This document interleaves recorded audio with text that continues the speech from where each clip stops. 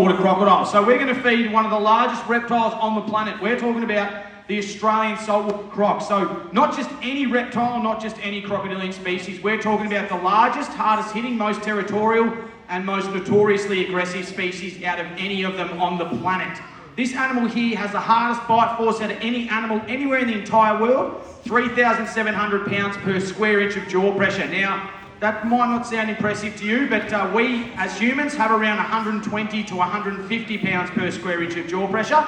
And a great white shark of the same size as this big fella has around half the amount of jaw pressure as a saltwater crocodile. If you don't know how big 5 metres is, on the wall to your right, that is a genuine silhouette of Crunch. We actually got a tape measure, put it up to his nose, put it to the tip of his tail, measured it ourselves, took a picture, and that is the silhouette of our croc. There is no wizardry there. He's a very, very large crocodilian. Now, we call Crunch a super croc for one reason only, and that's because he's hit that 5 metre mark. And a saltwater crocodile, 4 metres in length, are generally around 450 to 500 kilos. It's not a small animal.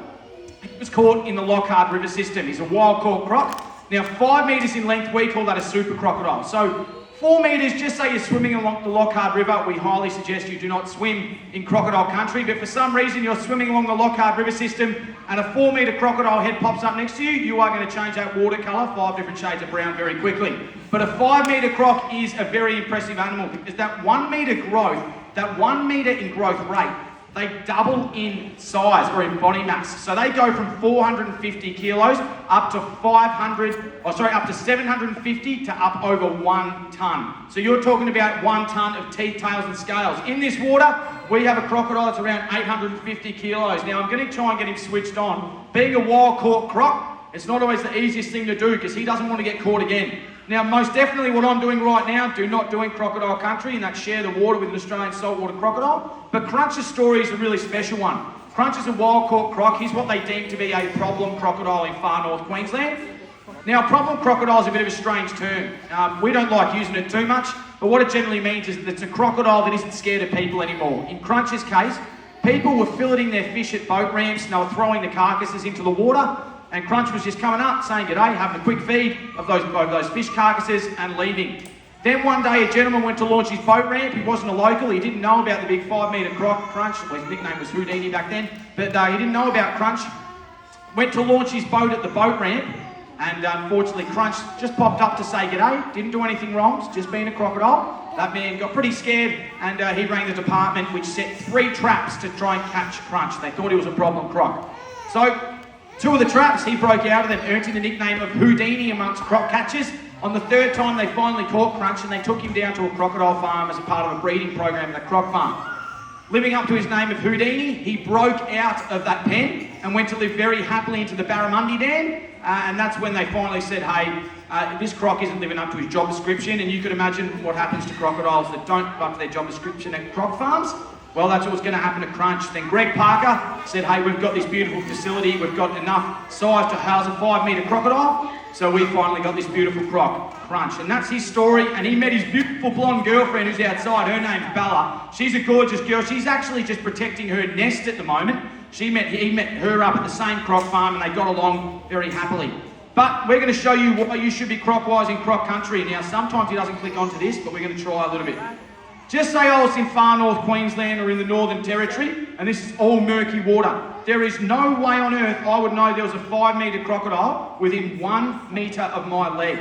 I would not be able to tell. He's sitting there super still. So this is why we tell you to be croc-wise in croc country. Don't take the risk, don't go into the water, and don't go by the water's edge. Now, if this is an anticlimax, you can laugh at me as much as you want, right? But this is why you've got to be careful. Whack, and that's exactly what he'll do. He'll strike, they'll wait, and then they'll find the perfect opportunity to strike out for their prey. Now he's hit that in behind him, Crunchy. It's back here, mate, so don't headbutt me, please. It's back here, buddy. Good boy, come on. Give him a clap, guys, make some noise for him. Now they do respond to vibrations and they do respond to cheering, so please feel free after he jumps. Whoa, Crunch. Good boy. Good boy, come on. Good boy, Crunchy. One flick of that powerful tail, they can cover around 3/4 of their body length. We're going to try and get him out of the water here though. For a nice feed up here. Good, good. Give him a big clap, guys. Make some noise for the big fella. How good is that? We're going to swing him round and get him jumping. Make sure we get a really big cheer when he jumps. They use that strong, powerful tail to launch themselves out of the water. And they can actually strike and pluck that food mid-flight straight out of the water with one swift swipe of their tail.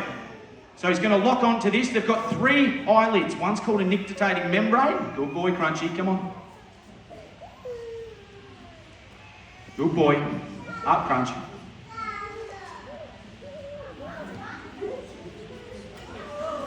Give him a big clap, guys. Make some noise. Yeah, good that. Now you notice those scoots or those osteoderms along the back of Crunch. They've got 3, they're those raised scales. They've got 3 main purposes. Number 1 is armour plating. Number 2, they break the surface of the water so a crocodile can actually swim. Here he goes again. Good strike. Give him a big clap, guys.